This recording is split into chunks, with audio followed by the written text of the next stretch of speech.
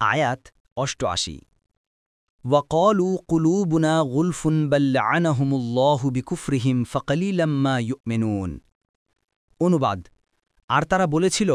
আমাদের অন্তরসমূহ আচ্ছাদিত বরং তাদের কুফরির কারণে আল্লাহ তাদেরকে লানত করেছেন সুতরাং তাদের কম সংখ্যকেই ঈমান আনে আয়াত ৮৯ وَلَمَّا جَاءَهُمْ كِتَابٌ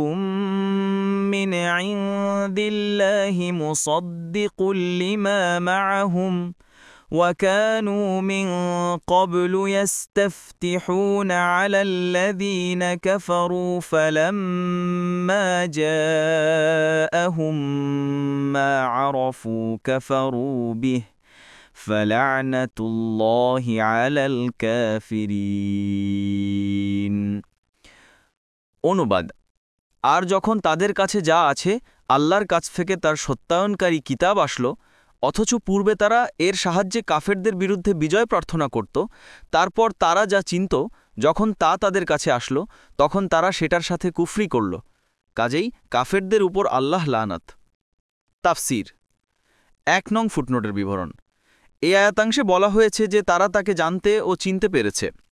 তার সপক্ষে বহু তথ্য প্রমাণ সে যুগেই পাওয়া গিয়েছিল এক্ষেত্রে সবচেয়ে শক্তিশালী সাক্ষী পেশ করেছেন উম্মুল মুমিনিন সাফিয়া রাদিয়াল্লাহু আনহা তিনি নিজে একজন বড় ইয়াহুদি আলেমের মেয়ে এবং আরেকজন বড় আলেমের ভাইজি তিনি বলেন রাসূল সাল্লাল্লাহু আলাইহি ওয়াসাল্লামের মদিনায় আগমনের পর আমার বাবা ও চাচা দুজনেই তার সাথে সাক্ষাৎ করতে গিয়েছিলেন দীর্ঘক্ষণ তার সাথে কথাবার্তা বলার পর তারা ঘরে ফিরে আসেন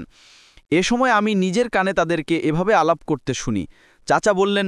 আমাদের কিতাবে যে নবীর খবর দেয়া হয়েছে ইনি কি সত্যিই সেই নবী পিতা বললেন আল্লাহর কসম ইনিই সেই নবী চাচা বললেন তাহলে কি তুমি এ ব্যাপারে একেবারে নিশ্চিত পিতা বললেন হ্যাঁ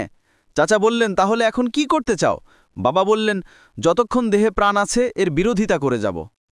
দালাইলুন নবুওয়াতি লিল বাইহাকি সিরাতে ইবনে হিশাম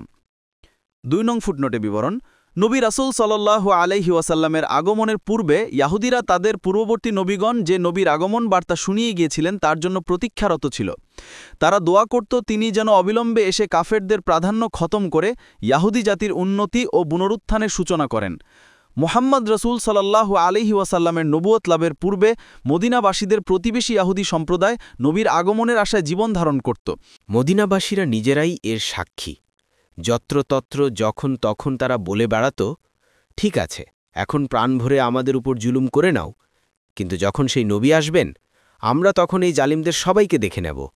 মদিনাবাসীরা এসব কথা আগের থেকেই শুনে আসছিল তাই নবী রাসূল সাল্লাল্লাহু আলাইহি ওয়াসাল্লামের কথা শুনে তারা পরস্পর বলাবলি করতে লাগল দেখো ইয়াহুদিরা যেন তোমাদের পিছিয়ে দিয়ে এই নবীর দিন গ্রহণ করে বাজি জিতে না নেয় চলো তাদের আগে আমরাই এই নবীর উপর ঈমান আনব কিন্তু তারা অবাক হয়ে দেখল যে ইয়াহুদিরা নবীর আগমন প্রতীক্ষায় দিন গুনছিল নবীর আগমনের পর তারাই তার সবচেয়ে বড় বিরোধী পক্ষে পরিণত হল দেখুন মুসনাবে আহমদ ৩/৪৬৭ তাফসির ইবনু কাসির